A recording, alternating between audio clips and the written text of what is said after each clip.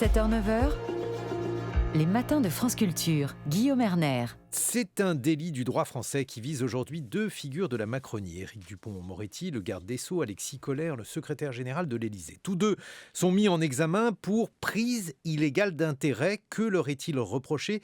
Quels aspects juridiques recouvre ce délit et quels sont les usages en politique quand une personnalité est mise en examen pour prise illégale d'intérêt? Bonjour Didier Rebut. Bonjour. Vous êtes directeur de l'Institut de criminologie de droit pénal de Paris. Vous êtes aussi professeur de droit à l'université Paris-Panthéon-Assas. Il faut d'abord nous expliquer ce qu'est ce délit. Qu'est-ce qu'une prise illégale d'intérêt ?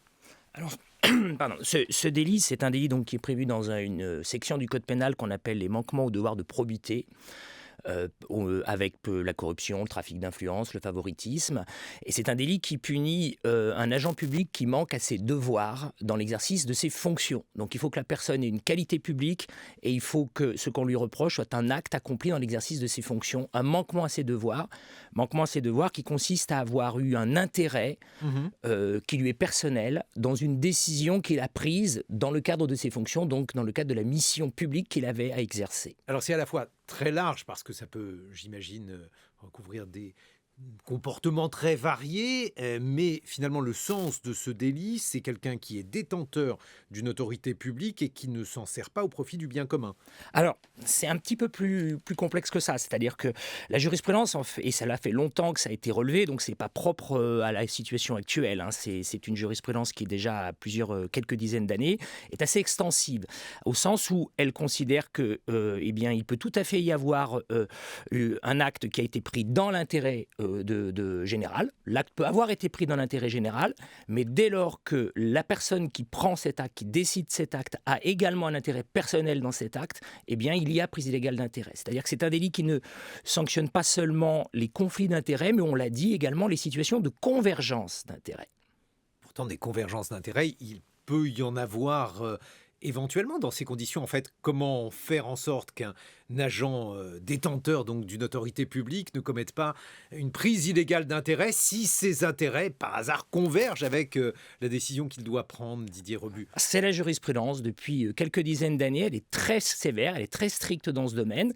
D'ailleurs, ça a valu des essais de modification de l'infraction, notamment par le Sénat, qui reprochait une jurisprudence extensive concernant notamment des maires qui avaient été condamnés pour prise illégale d'intérêt pour avoir accordé des subventions à des associations municipales d'intérêt général qu'il présidait. Ces maires avaient contesté ces condamnations.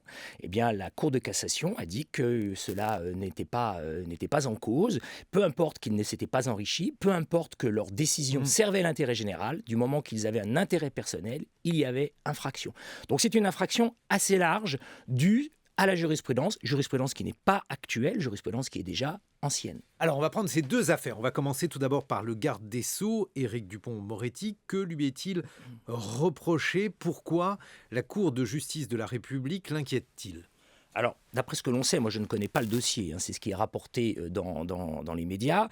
Ce qui lui est reproché, c'est, alors non pas d'ailleurs une prise de décision, parce que là encore le délit est assez extensif, c'est-à-dire que la jurisprudence dit que ce n'est pas simplement le décideur qui peut être mis en cause, c'est également celui qui a participé à une décision, qui est intervenu à un titre quelconque dans une opération.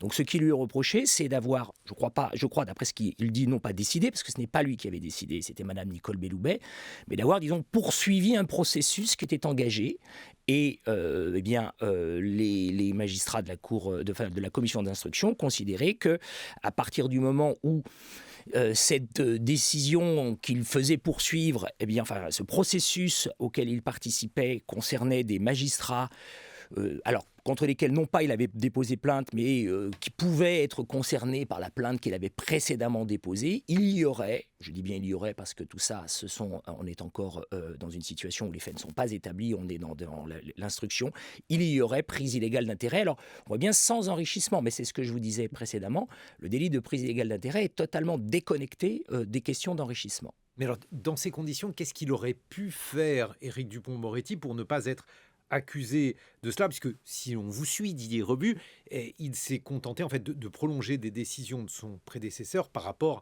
à des domaines qui sont bien entendu de son autorité. Oui, alors c'est la difficulté, là encore une fois, c'est le caractère assez extensif de cette infraction. Ce que lui reprochent, par la voix de leurs représentants, notamment les magistrats qui sont à la pointe de cette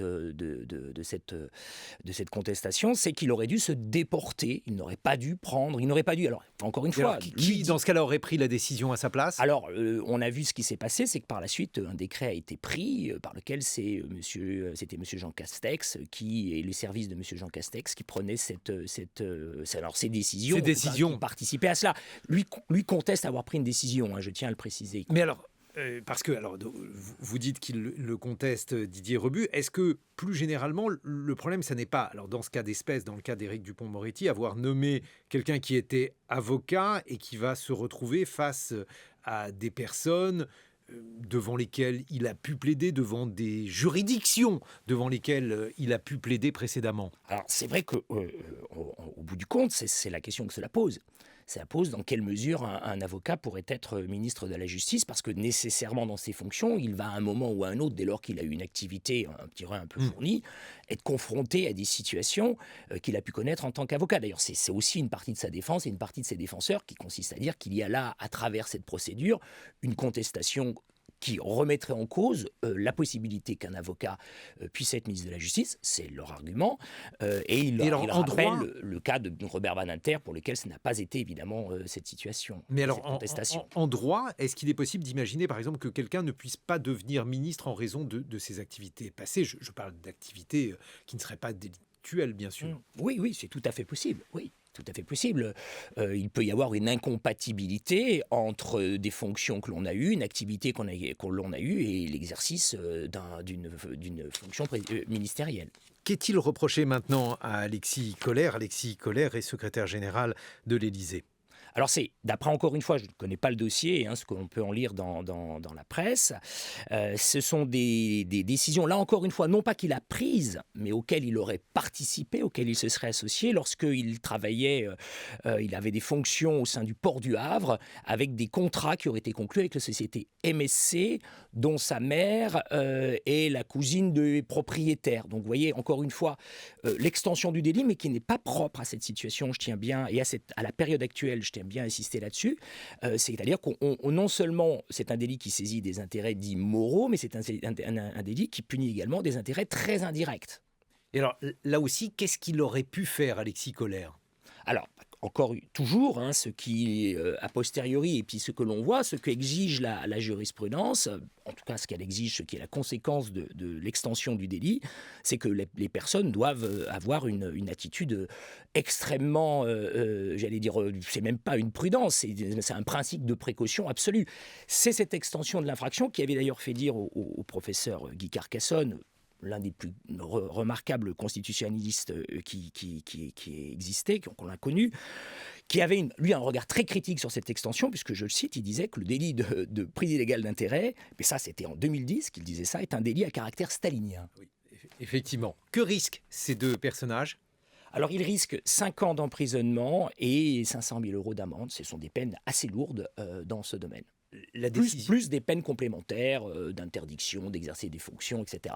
La décision de les maintenir à leur poste est une décision sur laquelle le juriste a des choses à dire, Didier Rebu? Ce n'est pas du droit.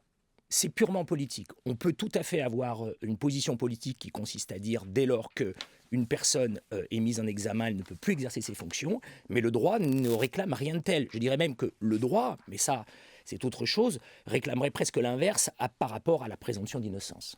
Merci Didier Rebu. Je rappelle que vous êtes directeur de l'Institut de criminologie et de droit pénal de Paris et professeur de droit à l'Université de Paris Panthéon-Assas. 7h23 sur France Culture.